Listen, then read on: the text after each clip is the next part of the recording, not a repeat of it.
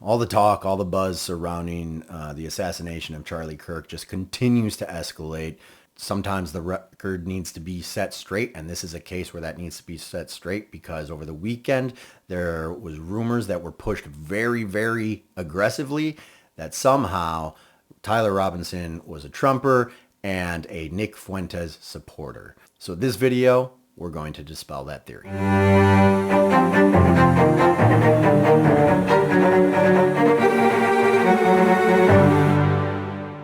There's lots of articles out there that kind of touch on this, how, unverified social media accounts have been pushing this narrative that Tyler Robinson was completely like in lockstep with Nick Fuentes, who is an alt-right figure who I don't personally support nor follow. From what I've read, he's a Holocaust denier. I couldn't tell you much anything past that. I followed Charlie Kirk very closely, and I believe and share a lot of the same values he does, and that's that we have to have open debate and open discussion with people we disagree with, and that's the only way we really stay intact as a nation.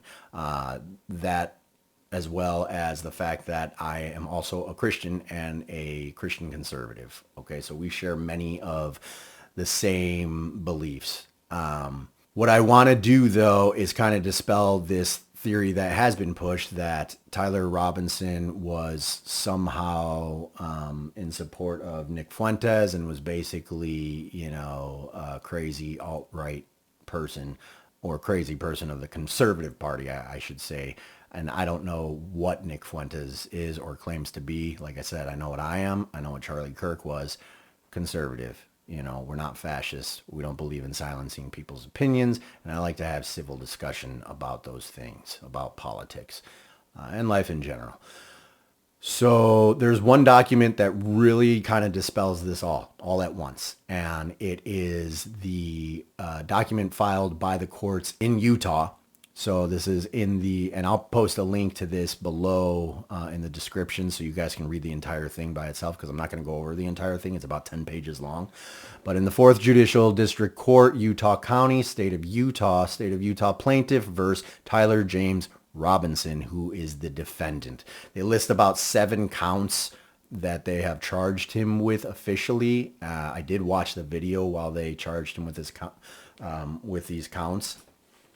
And I don't know. Tyler Robinson was just sitting there, just very quietly, nodded his head every now and again.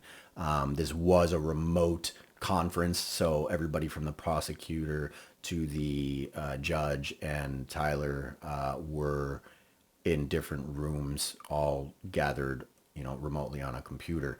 What I will say is that I do know that the state, in that video, they claim that they are going to push for the death penalty for Tyler Robinson based on these 7 counts, some of which include aggravated murder, violent offense committed in the presence of a child, felony discharge of a firearm, victim targeting enhancement, obstruction of justice, and tampering with a witness. Now, that's a perfect segue into what we're going to get into to dispel what some on the left are claiming, that Nick Fuentes was, basically a hero to Tyler Robinson. On the evening of September 11th, 2025, as law enforcement continued their investigation, Tyler James Robinson went to the Washington County Sheriff's Office with his parents and a family friend to turn himself in. Robinson's mother stated the following to the police. On September 11th, 2025, the day after the shooting, Robinson's mother saw the photo of the shooter in the news and thought the shooter looked a lot like her son. Robinson's mother called her son and asked him where he was. He said he was at home sick and that he had also been homesick on September 10th. Robinson's mother expressed concern to her husband that the suspected shooter looked like Robinson. Robinson's father agreed. Robinson's mother explained that over the last year or so, Robinson had become more political and had started to lean more to the left, becoming more pro-gay and trans rights oriented. She stated that Robinson began to date his roommate, a biological male who was transitioning genders. This resulted in several discussions with family members, but especially between Robinson and his father, who have very different political views. So again, they're very different political views, okay? Note that. would be holding an event at UVU, which Robinson said was quite a stupid venue for the event. Robinson accused Kirk of spreading hate. Robinson's father reported that when his wife showed him the surveillance image of the suspected shooter in the news, he agreed that it looked like their son. He also believed that the rifle that the police suspected the shooter of using matched a rifle that was given to his son as a gift. They then, finished kind of talking about those details of how he turned himself in. They got a deputy sheriff that was involved. That's a neighbor. Somehow people are starting to conflate that with the fact that they're saying basically that his dad was the deputy sheriff. The only thing I think they're getting right is that his dad is a Trump supporter. They are saying that his dad's a Trump supporter. Would you know what kind of person Tyler Robinson is then? Well, if you know people with different political views, they don't always align with their parents, right? I know plenty of people in my own family as well that, their political views are different from mine as well as my parents. And so, you need to keep that in mind. Stop spreading this like guilt by association stuff, right? Tyler Robinson was his own man. He did his own thing. And he unfortunately got locked into some warped worldview that made him think it was okay to kill somebody just based on the words they were saying. So I'm going to jump ahead here to the roommate. Police interviewed Robinson's roommate, a biological male who was involved in a romantic relationship with Robinson. The roommate told police that the roommate received messages from Robinson about the shooting and provided those messages to the police. On September 10th, 2022, note here, there's a big typo. So to the Utah County Clerk's office, like you guys should probably fix that. But September 10th, 2022. That should say September 10th, 2025. Okay, you might want to get that fixed.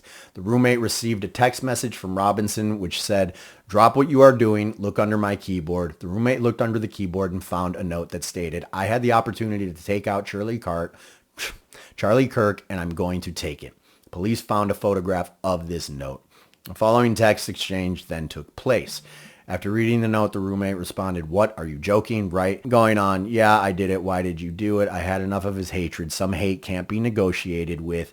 If I'm able to grab my rifle unseen, I will have left no evidence." He then talks about, serial numbers, how his grandpa or his dad might be very pissed that he took the rifle, stuff like that. Again, it's all in here.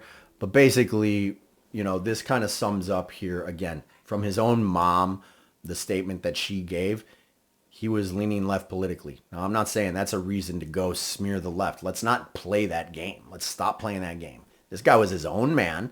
If he wanted to fill his head with the type of rhetoric that's being pushed out from some of the left right now, which is just this hateful, spiteful rhetoric that is not rooted in truth, that was on him.